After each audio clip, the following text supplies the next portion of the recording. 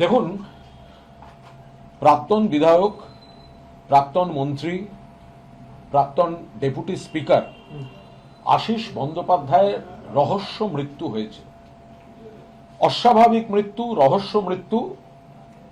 সাধারণভাবে সেটিকে আত্মহত্যা বলে একটি বিষয় সামনে এসেছে। তো পুলিশ প্রশাসন তদন্ত করছে। আমরা বলছি এটা একটা ভয়ঙ্কর ঘটনা। বাংলার আজকের রাজনীতি যে কদর্য অবস্থায় দাঁড়িয়ে আছে তার পরিণতি এই আশিস বন্দ্যোপাধ্যায়ের মতো একজন মানুষের এই অস্বাভাবিক মৃত্যু। যদি আত্মহত্যাও হয়ে থাকে, করলেন কি করে? আমরা দুটো পয়েন্ট আপনাদের সামনে সংক্ষেপে বলবো, তারপরে ব্যাখ্যা করার চেষ্টা করব। এক, এই যে একটা ট্রেন্ড চলছে, কাউকে কলঙ্কিত করে দাও, চোর বলে দাও, দুর্নীতিগ্রস্ত বলে দাও, ডিম মারো, পুলিশ দিয়ে ভয় দেখাও, এই যে একটা ভয়ঙ্কর, মানে কোনো অভিযোগ প্রমাণের আগে সামাজিকভাবে কলঙ্কিত করার একটা চেষ্টা হচ্ছে, ভয় দেখানো হচ্ছে, ডিম মারা হচ্ছে, মানুষকে আতঙ্কিত করে দেওয়া হচ্ছে, মনের উপর চাপ বাড়িয়ে দেওয়া হচ্ছে। আশিস বন্দ্যোপাধ্যায়ের মৃত্যু তার জ্বলন্ত উদাহরণ। কয়েকদিন আগে সেই ভিডিও প্রকাশ্যে আছে, আপনারা দেখিয়েছেন। 21শে জুলাই, যদিও তিনি তথাকথিত ভালো তৃণমূলের অনুষ্ঠানে যাচ্ছিলেন, কিন্তু তাকে বিজেপির এক নেতা মাঝ রাস্তায় যেভাবে অপমান করেছেন এবং বলেছেন আপনার বয়স কম হলে পিঠের চামড়া গুটে দিতাম, এটা কোনো ভদ্রলোক নিতে পারবে না। এই ঘটনাটিকেও কিন্তু আত্মহত্যা যদি হয়, তার প্ররোচনা হিসেবে ওই বিজেপির গুন্ডাটাকে অ্যারেস্ট করা উচিত। তাই রাজ্য সরকার, পুলিশ, এই সবার, এই সিস্টেমটা, যারা এখন এই হুমকি, সামাজিকভাবে কলঙ্কিত করা, পুলিশ বা আইনে কাউকে দোষী প্রমাণিত হওয়ার আগে একটা ছড়িয়ে দাও গুজব, দুর্নীতি করেছেন, চোর, দুর্নীতি, ডিম মারো, এই ভয়ঙ্কর ঘটনার জেরেই কিন্তু প্রাণ গেছে আশিস ব্যানার্জি। দুই, আর একটা জিনিস দেখা গেল, এই যে তথাকথিত ভালো তৃণমূল, চাটন, ওই দিকে নাম লেখালেও কিন্তু বাঁচা যায় না।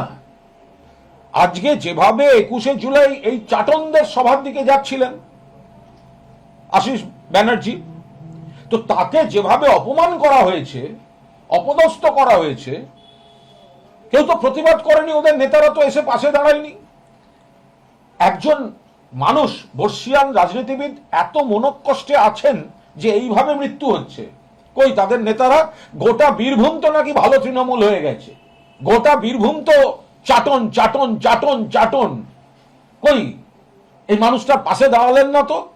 আজ এই মুহূর্তেও তার ফেসবুকে যান, তার কিন্তু মমতা বন্দ্যোপাধ্যায়ের ছবি সেখানে।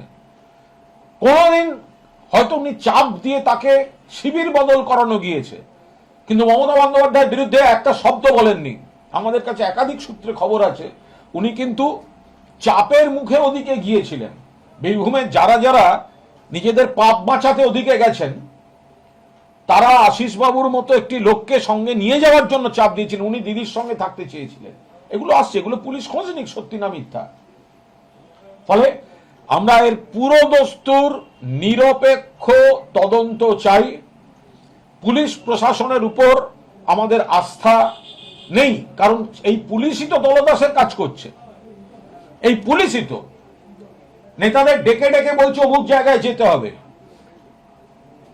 এই পুলিশের এসপি থেকে শুরু করে, হয়তো অন্য জেলার, আমি নির্দিষ্ট কোনো এসপি বা থানার কথা বলছি না, আপনারা জানেন না কাদের কাদের আপনারা ডেকে বা ফোনে বলছেন অমুক দলে যেতে হবে, অমুকের সঙ্গে থাকতে হবে, নইলে এই এই ব্যবস্থা হবে, বলছেন না?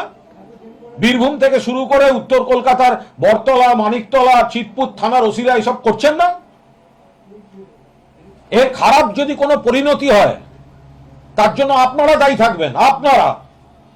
আপনারা ভয় দেখাচ্ছেন, আপনারা বিজেপির হাতের পুতুল হয়ে আপনারা ভয় দেখাচ্ছেন। I repeat, starting from Birbhum to Maniktala, Bartala, Chitpur PS and other PS, Jorasanko PS, আর সারা বাংলায় তো চলছে, সারা বাংলা জুড়ে চলছে এটা। আশিস দা নিতে পারেননি, আশিস দা নিতে পারেননি।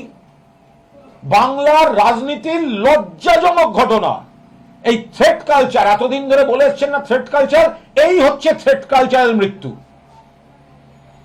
এইটা থ্রেট কালচারের মৃত্যু।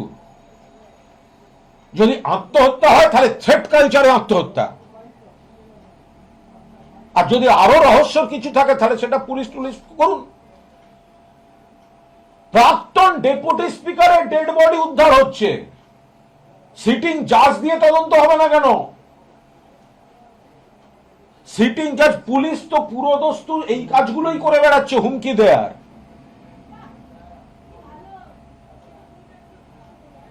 একের পর এক নারী নির্যাতনের অভিযোগ আসছে, একের পর এক তোলাবাজির অভিযোগ আসছে, একের পর এক অমুকের অভিযোগ আসছে।